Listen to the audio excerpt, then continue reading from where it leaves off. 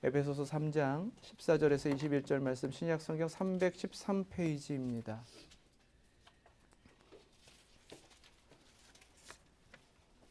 (3장 14절부터 21절) 말씀, 하나님의 말씀 믿음으로 함께 받겠습니다.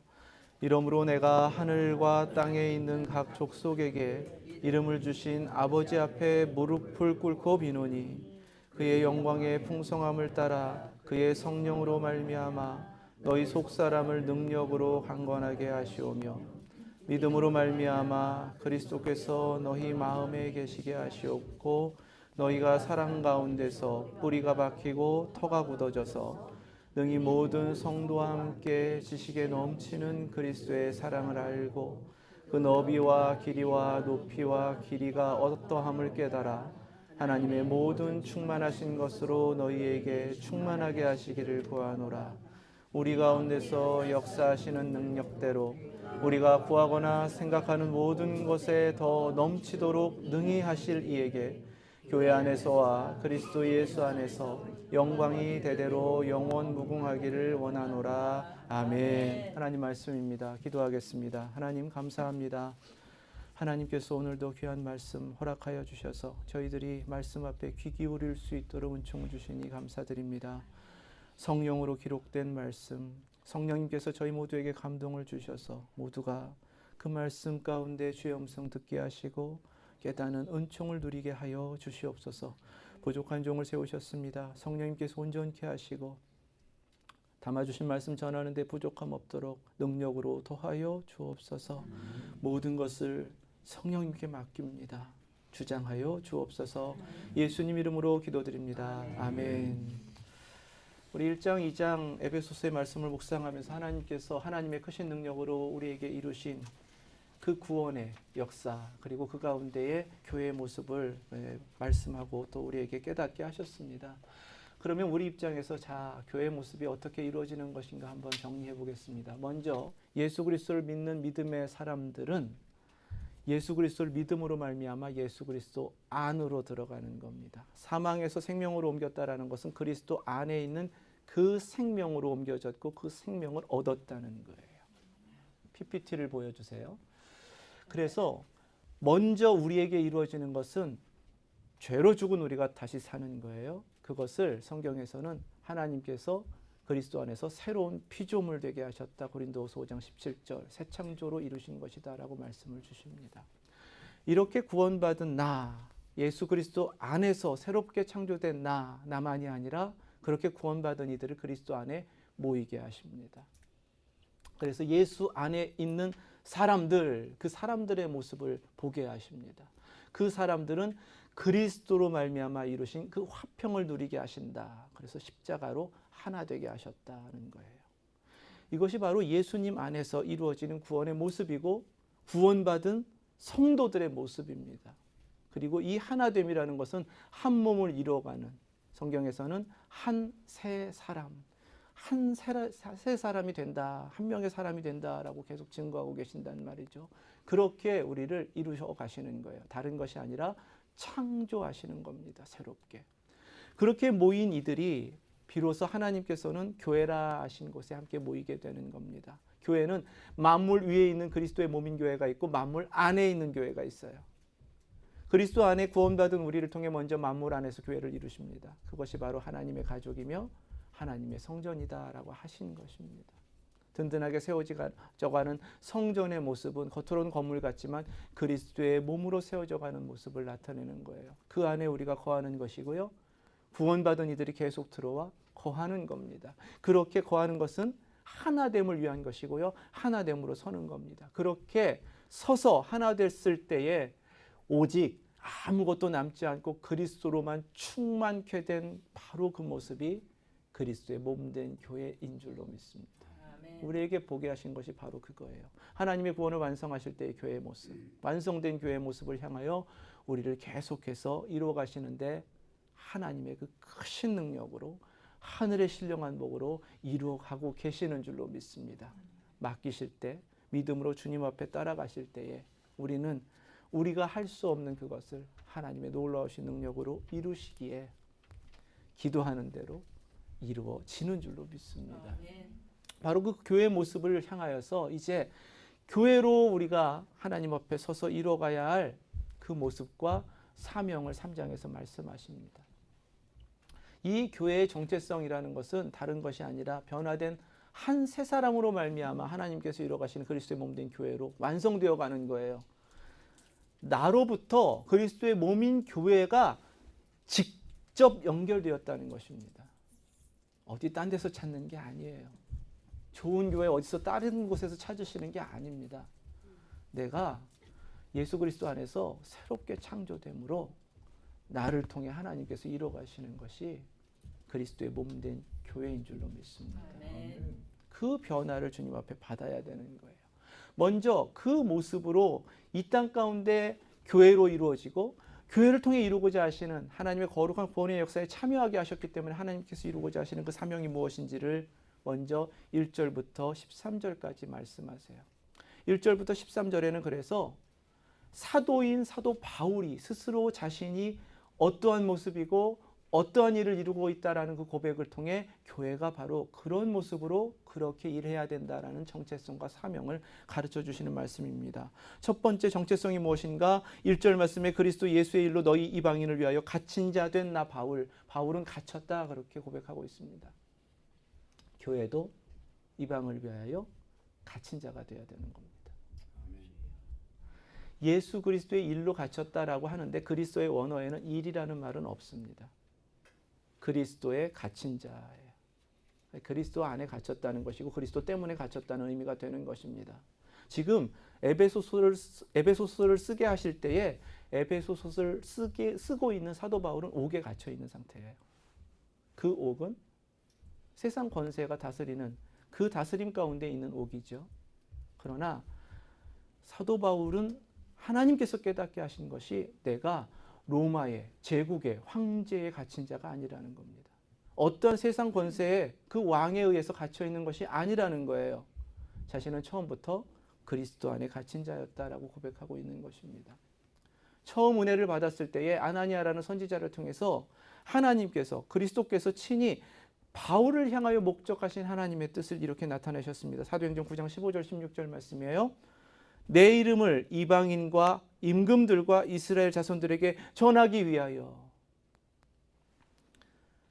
택한 나의 그릇이라 이렇게 말씀하셨어요. 자, 그릇은 무엇을 담기 위한 겁니다. 무엇을 담았을까요? 그리스도의 이름을 전하려고 그를 택했으니까 그 그릇 가운데는 그리스도의 이름을 담은 겁니다. 그렇게 이름을 담았어요. 예수 그리스도를 영접했습니다. 복음을 전하기 위해 그 복음을 가득 담았습니다. 그런데 가득 담은 순간에 그는 내가 그리스도의 이름을 담은 것이 아니라 그리스도 안에 내가 들어가는구나 이걸 깨닫게 된 거죠. 그때부터 그는 복음을 가지고 복음을 전하는 그 사명 가운데서 그리스도의 갇힌 자로만 사는 겁니다. 갇혔다는 게 뭐예요? 그 갇힌 방이 전부입니다. 아무것도 할 수 없어요. 그것이 전부입니다. 교회의 정체성이라는 것이 무엇인가? 예수 그리스도 안에 갇혔기 때문에 예수 그리스도가 전부이어야 하는 줄 믿습니다. 아멘. 그러니까 예수님께서 그 복음을 전하는 곳에서 친히 박해를 당하시니까 그 안에 있는 이는 이렇게 환난당하고 박해당하고 갇힌 자가 되는 겁니다. 교회에게 원하시는 것이 바로 그거예요. 그리스도 안에 있으라는 겁니다.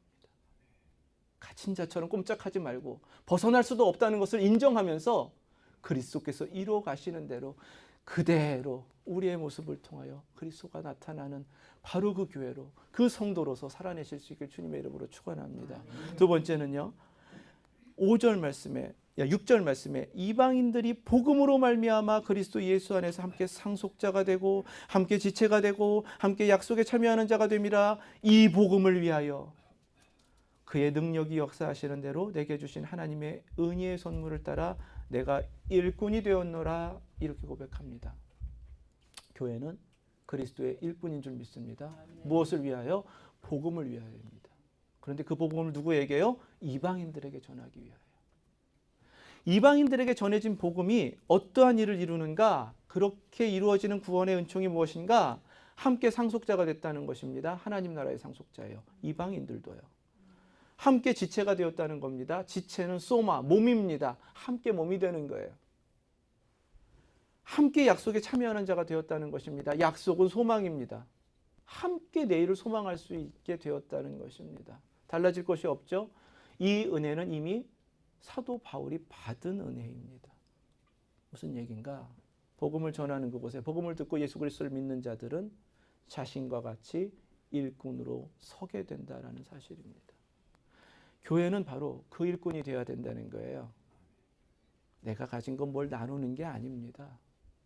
내게 허락하신 은혜의 전부를 나누어 그도 나와 같은 주님의 일꾼으로 세우는 것이 바로 우리에게 일꾼의 사명으로 주신 하나님의 뜻인 줄로 믿습니다.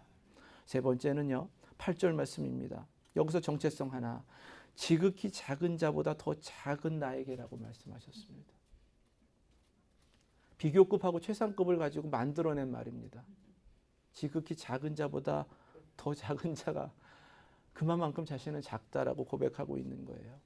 그런데 이방인을 위하여 그에게 일행하라 라고 맡겨주신 그 사명이 무엇인가? 측량할 수 없는 그리스도의 풍성함입니다. 그것을 이방인에게 전하라는 거예요. 9절 말씀엔 영원부터 만물을 창조하신 하나님 속에 감춰졌던 비밀의 경륜이 어떠한 것을 드러내게 하려 함이라. 비밀을 드러내라는 거예요. 그러면 그 크신 일을 이루시는 겁니다. 그 신비한 것을 이루도록 하시는 겁니다. 그런데 정작 그 사명을 받은 자기 자신에게 깨닫게 하신 정체성은 지극히 작은 자보다 작은 자라는 거예요. 왜 그러셨을까? 주님의 일은요, 내가 감당하는 것 같지만 사실은 하나님께서 우리에게 원하시는 것은 우리 안에 역사하시는 하나님을 나타내는 겁니다. 그릇이라고 하셨잖아요. 예수 그리스도의 이름을 그 안에 담고 그 복음을 담아주신 겁니다. 측량할 수 없는 예수 그리스도의 그 풍성함을 담아주신 겁니다. 에베소서 1장 7절에서는 속량 곧 죄사함이라고 하신 은혜의 풍성함입니다. 그 담을 수 없는 풍성함을 큰 것에도 담아도 부족한데 지극히 작은 것에 담으라는 것은 담아서 보관하시겠다는 것이 아닙니다. 하나님의 은혜는 우리에게 보관하라는 것이 아니라 나누고 드러나게 하라는 것입니다. 비밀도 마찬가지입니다. 그래서 그 보배를 고린도후서 4장 7절 질그릇에 담았다고 고백하고 계세요. 그 깨지기 쉬운 것. 왜요? 잘 깨져야 안에 담은 보화가 드러나는 겁니다.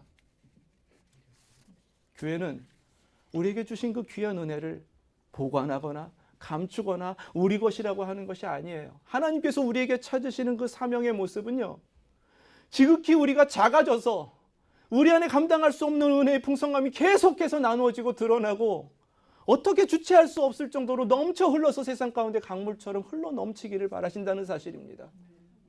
하나님의 그 크신 능력이요, 우리의 약하면 약할수록 하나님께서 능력으로 나타나시기 때문에 우리는 약해지고 더 약해지고 하나님 앞에 우리 자신을 다 낮추기를 원하신다는 사실입니다. 그래서 우리에게 베드로전서 3장 15절 말씀이 이렇게 증거하세요. 너희 마음에 그리스도를 주로 삼아 거룩하게 하고, 자, 그리스도를 영접했습니다. 모셨습니다.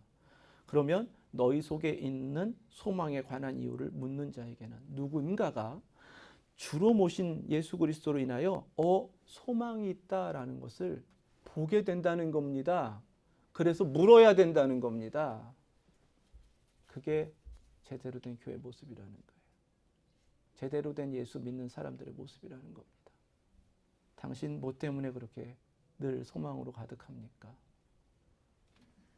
당신 그렇게 아픈데, 그렇게 절망스러운데, 그렇게 어려운데 어떻게 그렇게 당신은 늘 웃을 수 있습니까?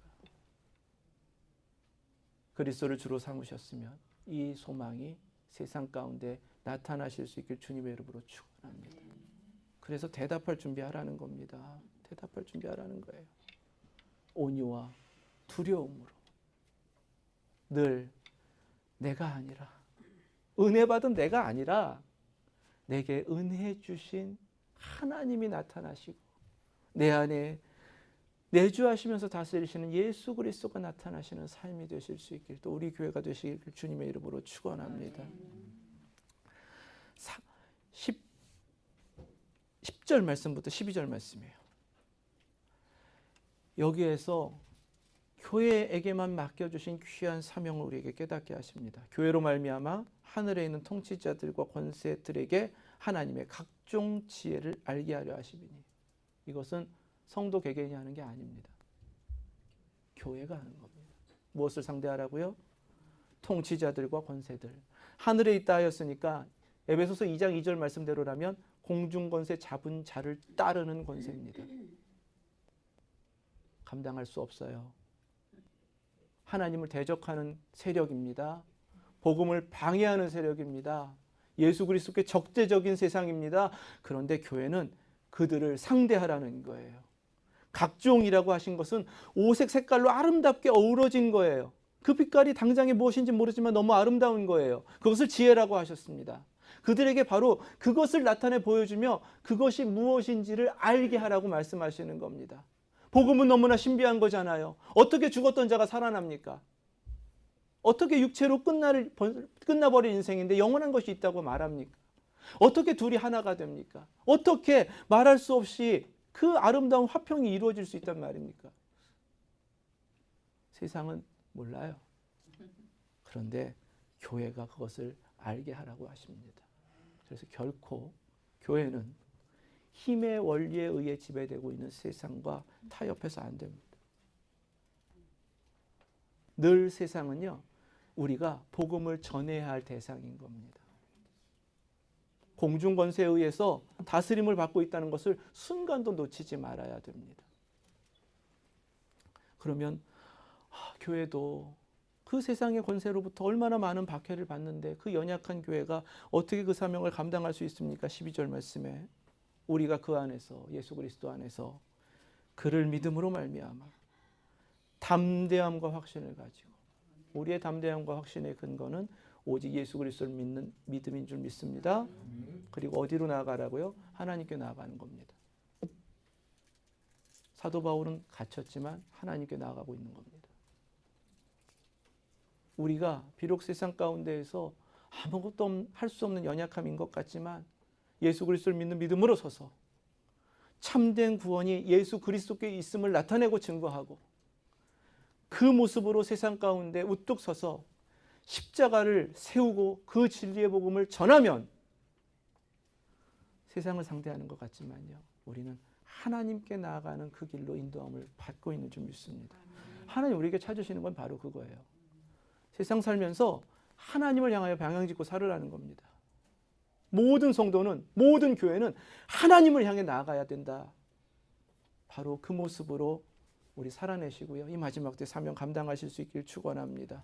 그리고 13절 말씀이에요. 너희를 위한 나의 여러 환난에 대하여, 다시금 갇힌 자의 모습이 고백됩니다. 환난 겪지요. 연약합니다.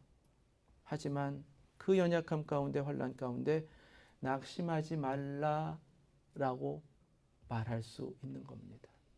이게 그리스도를 믿는 믿음 가운데 허락하신 담대함과 확신이에요. 낙심하지 말라. 누가복음 18장 1절에서 뭐라고 말씀하셨어요? 예수님께서 그렇게 가르치셨습니다. 항상 기도하고 낙심하지 말아야 할 것을 비유로 말씀하여. 그러면 낙심하지 말라라는 말은 무엇을 우리가 듣고 있는 거예요? 기도하라. 기도하라.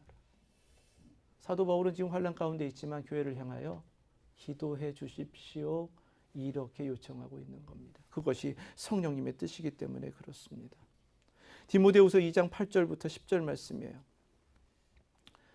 내가 전한 복음대로 다윗의 씨로 죽은 자 가운데서 다시 살아나신 예수 그리스도를 기억하라. 복음으로 말미암아 내가 죄인과 같이 매이는 데까지 고난을 받았으나 하나님의 말씀은 매이지 아니하리라. 아멘. 그러므로 내가 택함 받은 자들을 위하여 모든 것을 참음은 그들도 그리스도 예수 안에 있는 구원을 영원한 영광과 함께 받게 하려 함이라. 낙심하지 말라, 기도해 주십시오 요청하면서 이는 너희의 영광이니라 라고 증언할 수 있는 근거가 여기 있습니다. 복음을 전했다면 믿는 자에게 구원이 이루어지는 줄 믿습니다. 그 구원을 받은 자에게 하나님의 영광이 함께 임하는 줄 믿습니다. 그래서 나는 비록 고난받지만 복음을 전한 자로서 복음을 듣고 믿는 자를 바라볼 때에는 오히려 너희의 영광이니라, 너희에겐 영광이니라 이렇게 고백할 수 있는 거예요. 교회는 우리 자신의 영광이 아니라 하나님의 영광을 위하여 한 잃어버린 양을 되찾고 죽은 영혼을 살려내 하나님께 생명의 열매를 맺어갈 때 하나님께 영광이 되는 것처럼 그에게 구원이 임하면서 하나님의 영광이 이루어지는 그 모든 일들을 이루어감으로 우리의 삶을 드리며 하나님의 뜻에 우리의 모든 것을 내어 드릴 수 있는 것입니다. 다른 것이 있는 게 아니에요. 항상 하나님의 영광을 목적으로 살아내시고 한 사람 구원받으면 거기에 하나님의 영광이 이루어진다는 것을 우리 깨달으시면서 우리 평생에 제대로 잃어버린 영혼 되찾아서 우리 주님께 내어드리실 수 있길, 인도하실 수 있길 주님의 이름으로 축원합니다. 기도를 부탁한 사도는 이제 성령님의 감동하심 가운데 4가지 기도를 드립니다. 교회를 위한 기도, 이 기도를 우리에게 이루어지기를 원하시는 하나님의 뜻으로 받으셔야 되고요. 우리가 그렇게 기도해야 하는 우리의 기도의 제목으로 받으셔야 됩니다. 첫 번째 16절 말씀이에요. 무엇을 기도해야 하는가? 성령님의 능력으로 우리 속사람을 강건하게 하소서. 16절에 그렇게 기도하였습니다. 그의 영광의 풍성함을 따라 그의 성령으로 말미암아 너희 속사람을 능력으로 강건하게 하시오며. 강건해져야 되는 것은 속사람입니다. 고린도후서 4장 16절 말씀이에요. 그러므로 우리가 낙심하지 아니하노니 함께 읽을까요? 우리의 속사람은 날로 새로워지리라. 아멘. 믿으십니까? 아멘. 무엇으로 이루어진다고요? 성령으로입니다. 성령으로 우리의 속사람을 새롭게 하시는 것은 거룩한 영이시기에 우리의 영을 거룩하게 이루어 가시는 겁니다. 성결, 말씀과 기도로 거룩하여짐이니라. 어렵지 않다니까요. 주님께서 말씀하신 그대로 따라가면 되는 것이 믿음입니다. 하나님께서 우리에게 지금 우리의 내면을, 우리의 속사람을 그렇게 날마다 새롭게 하시면서 하나님의 거룩한 성령님의 능력으로 말미암아 강건하게 하시기를 원하신다. 그렇게 주님 앞에 은혜를 받았으니 속사람이 날마다 새로워지는 은혜를 누리시고 또 서로를 위하여 교회를 위해 기도하실 때 그렇게 기도하시길 축원합니다. 17절 말씀이에요. 무엇을 간구하라고 하셨는가? 믿음으로 말미암아 그리스도께서 너희 마음에 계시게 하시옵고. 너희 마음에 그리스도께서 이미 영접하신 모든 이들에게는 계십니다. 그런데 이 기도는 무엇이냐 하면 우리 안에 계신 주님께서 우리를 다스리도록 하시라는 거예요. 예수 그리스도 안에 있다는 것은 예수 그리스도의 다스림을 받는 겁니다.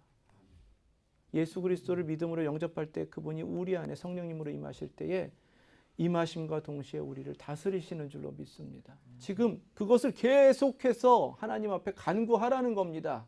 교회는 오직 그리스도의 다스림을 받아야 된다는 거예요. 성도들의 마음에 계시는 그리스도께서 다스려야 된다는 것입니다. 그것이 이루어지지 않으면 하나님께서 정말 이 마지막 때 교회를 통해 이루고자 하신 하나님의 구원이 이루어지지 않는다고 말씀해 주시는 거예요.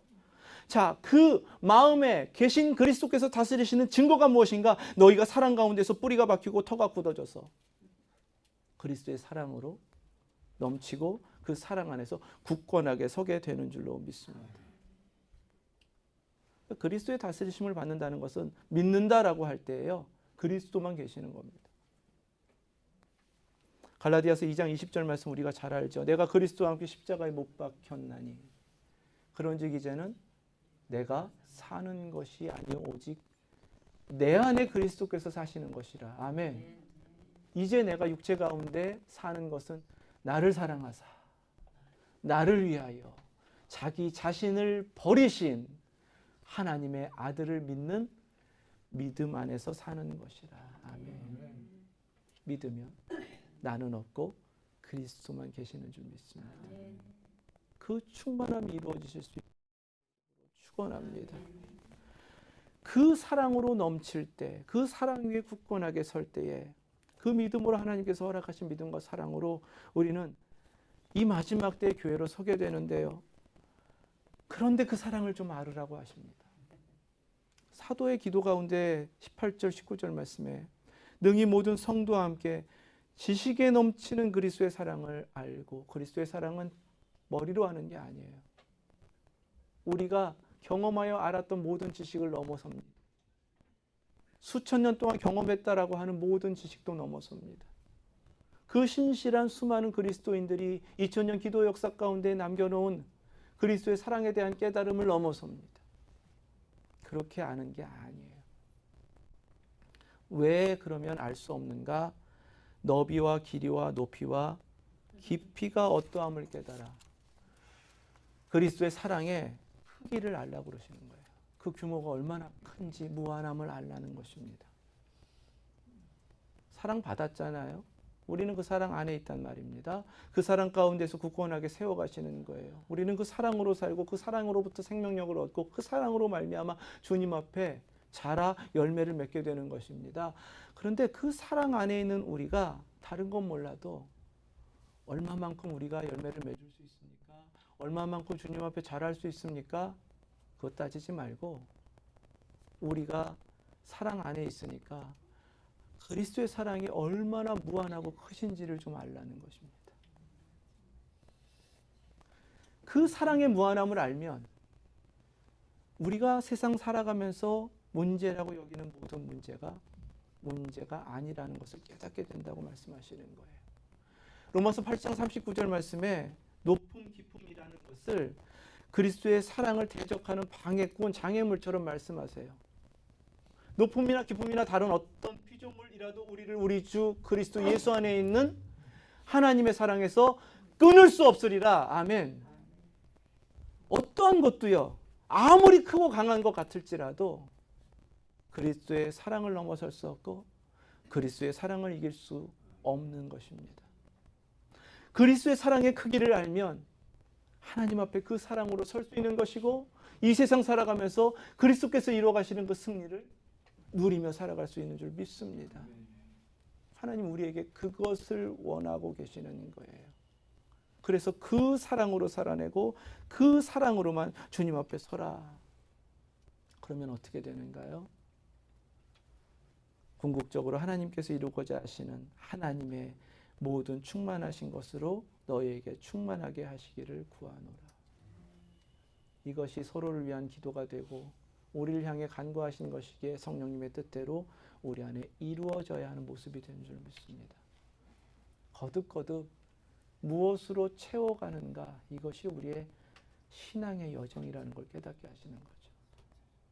믿는다라는 건 다른 게 아니에요. 예수님으로 나를 채워가는 겁니다. 하나님으로 채워가는 겁니다. 왜 그리스도의 사랑의 그 무한함을, 그 크심을 우리에게 깨달으라고 하셨겠어요?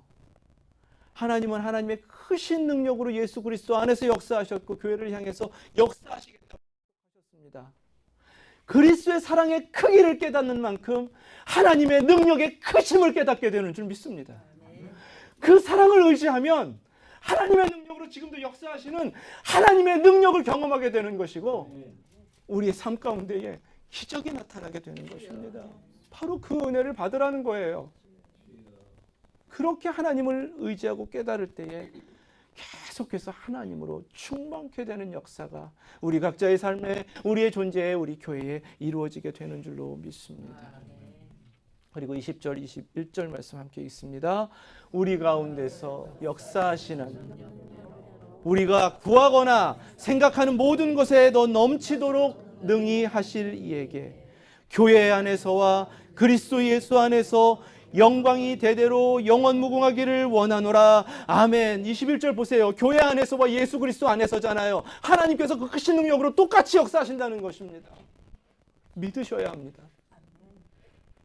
교회는 그렇게 세움받았고 지금도 하나님께서 그렇게 교회를 통해 역사하고 계신다라는 사실 우리 믿고 의지하시고 하나님의 구원의 역사를 이 마지막 때 이루어 가실 수 있기를 축원합니다. 하나님의 크신 능력이 얼마나 큰가요? 고백하라는 겁니다. 우리 가운데 역사하시는 하나님, 능력대로 우리가 구하거나 생각하는 모든 것에 더 넘치도록 능히 하시는 하나님께서 우리와 함께 하시며 역사하시는 줄 믿습니다. 이 기도 네 가지는요, 성령님을 구하고요, 그리스도를 구하고요, 하나님을 구하는 겁니다. 교회는 삼위일체 하나님의 교회인 줄로 믿습니다. 그렇게 채워지는 거예요. 이 모든 것이 이루어지는 하나님의 놀라운 역사. 이제 우리는 그 역사를 이루어가는 교회로, 성도로, 그리스도인으로 서야 되는데요. 14절, 15절 말씀에 계속 사도 바울이라는 모델을 보게 하셨단 말이죠. 그가 어떤 모습으로, 어떤 일로 주님의 일을 감당하고 있는가? 교회의 모습, 변화된 한 세 사람의 모습은 어때야 되는가? 14절, 15절 말씀에 이러므로 내가 하늘과 땅에 있는 각 족속에게 이름을 주신 그리스도 앞에 무릎을 꿇고 비노니. 지극히 작은 자보다 더 작은 바울이기 때문에 무릎을 꿇은 것이 아닙니다. 그 안에 담아주신 예수 그리스도의 그 이름의 영광의 무게가 무거워서 무릎을 꿇은 겁니다. 우리를 구원하신 예수 그리스도의 이름을 우리 안에 이미 그리스도를 믿음으로 영접함과 함께 다 모시고 있고, 그 이름이 구원의 능력이라는 확신 가운데 서 있는데, 하나님 앞에 설 때마다 그 영광의 이름의 무게를 느끼실 수 있길 축원합니다. 그래서 다른 것 하지 않고 무릎을 꿇는 거예요. 항복을 선언하는 겁니다. 이만큼 서 있으면 그 영광이 가려질까 봐 나를 낮추는 겁니다. 내가 서 있으면 조금 더 강할까 봐 하나님 앞에 나의 약함을 고백하는 겁니다. 작을수록 그리스도가 나타나는 겁니다. 약할수록 하나님의 크신 능력이 나타나는 겁니다.